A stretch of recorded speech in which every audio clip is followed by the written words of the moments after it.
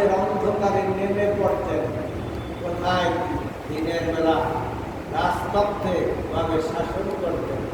তার তো তত্ত্ব ছিল না, তার তত্ত্ব যেখানে যাইত সেইটাই তার তত্ত্ব, সেইটাই তার বিচারালয়।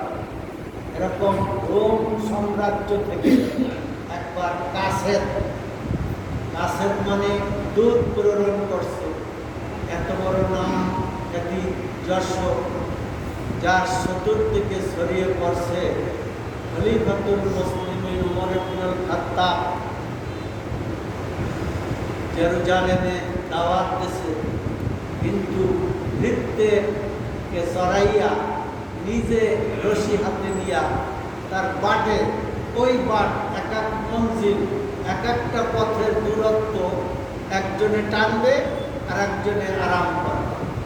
নিজে আরামে আয়েসে সব পথ যাবে, আর খলিফার খাদেম গোলাম বৃত্ত সে বা 16 আনায় রশি টানবে। এটা বেইনসাফ, এটা অন্তর তার কবুল করে নাই। এই জন্য তারা দুইজনে কনফার্মাইজ করে যে আমিও কিছু দূর, তুমিও কিছু, আমিও শান্তি, তুমিও শান্তি, আমিও শ্রম দেব, তুমিও শ্রম দেবা, এরকম পরিমাপ করে নিয়েছে। শেষে যে জেরুজালেম দাওয়াত, যেখানে সে অতিথি, প্রধান অতিথি, সেখানটায় পড়ছে কোনা মাঠ।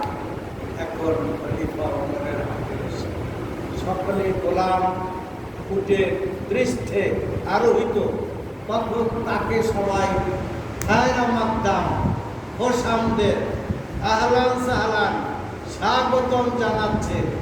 কিন্তু তিনি এরকম শরমে লজ্জায় মুহ্যমান হয়ে বলছে, খলিফা উমর নহিব আমি খলিফা উমর না, যার হাতে উঠে বসি তিনি খলিফা উমর। এই ছিল ইসলামের নেতার আদর্শ, নেতার চরিত্র, নেতার বৈশিষ্ট্য, নেতার করণীয় কাজ। যেরকম কাজ, যেরকম কথা, কথা অনুযায়ী কাজ। কথার কাজের কোনো তফাৎ ছিল।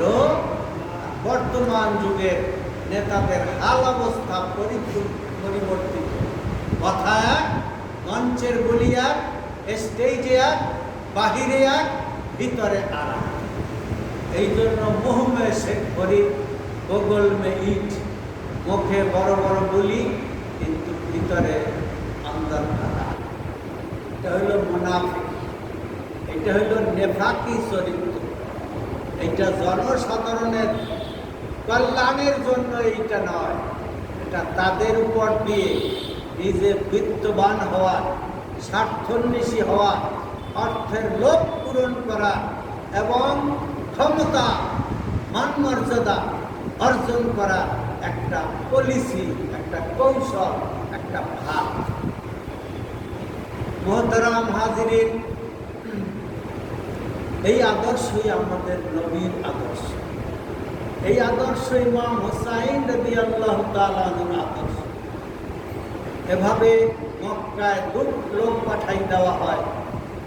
এভাবে সিরিয়া থেকে, ইয়াজিদের পক্ষ থেকে ইমাম হুসাইন যদি বশ্যতা স্বীকার করে, আমি ইয়াজিদের খেলাফতের উপরে সে বয়াত গ্রহণ করে, আমি ইয়াজিদ ক্ষমতাসীন, আমার বশ্যতা যদি সে মানে, তাকে এক একটা সেক্টরে মদিনা, মক্কা এভাবে প্রধান দায়িত্বশীল খলিফা বা গভর্নর নিয়োগ করা হবে, সুযোগ সুবিধা দেওয়া হবে এবং ধন সম্পদ দেওয়া হবে।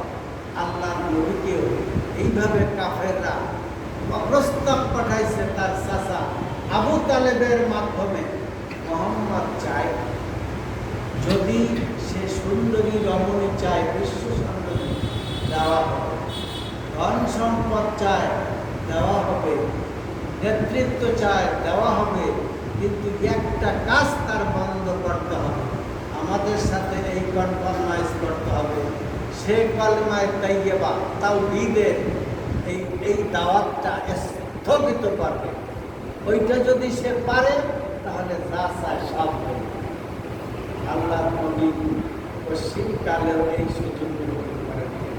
তার দৌহিত্র, তার কলিজার টুকরা, তার নয়নের মণি সাইয়েদনা হযরত ইমাম হুসাইন রাদিয়াল্লাহু তিনি কারবালা সেই ফোরাত নদীর তীরে পিপাসার্ত অবস্থায় নবীর বংশের ৭২ জন সহ শাহাদাত বরণ করলেন।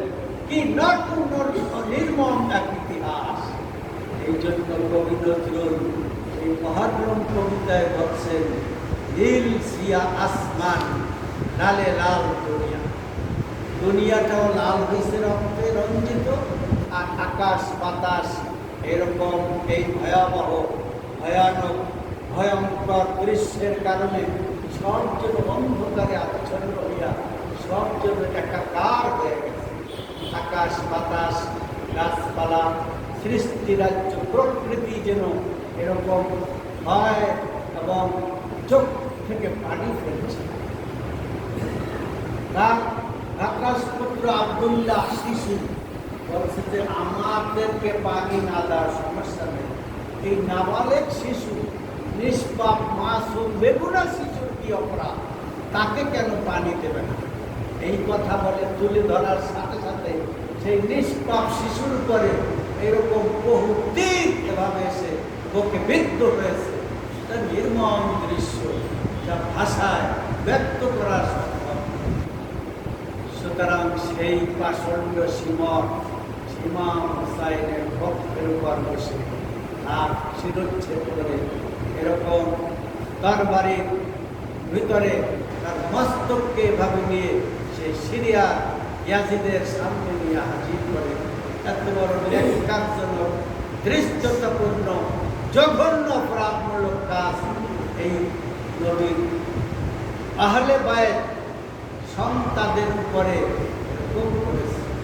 তবুও তিনি মাথা নত করেন নাই, আপোষ করেন নাই। অন্যায়, অসত্য এবং খোদাদ্রোহী এবং ইসলামের দুশ্মনদের সামনে কখনো তিনি এভাবে স্বার্থের জন্য জান দিয়েছেন, মান দিয়েছেন, বরদান দিয়েছেন। এই জন্য কবি বলেন, তসবির দানা গণনা কো শুধু হুজরার মাঝে বসে, ময়দানে নামো হিম্মত করো শমশির ধরো বসে। ওই নবীর আল-হাসানি বিপ্লবী ফরমান, আল্লাহ দিন রক্ষিতে আজি দিতে হবে গদ্দার। আমরা ইমাম হুসাইনের অনুসারী, আমরা ইয়াজিদ ফাসেকের অনুসারী না। আমরা এই অন্যায়ের প্রশ্রয় দিতে আমরা রাজি না। আমাদের জীবন থাকতে আমরা ন্যায়ের উপরে, হকের উপরে, সত্যের উপরে প্রতিষ্ঠিত থাকবো। এর যাজা, এর প্রতিদান, এর পুরস্কার আল্লাহর পক্ষ থেকে আসবে। আল্লাহ আমাদের তৌফিক দান করুন। আমিন। ওয়া আখিরু দাওয়ানা।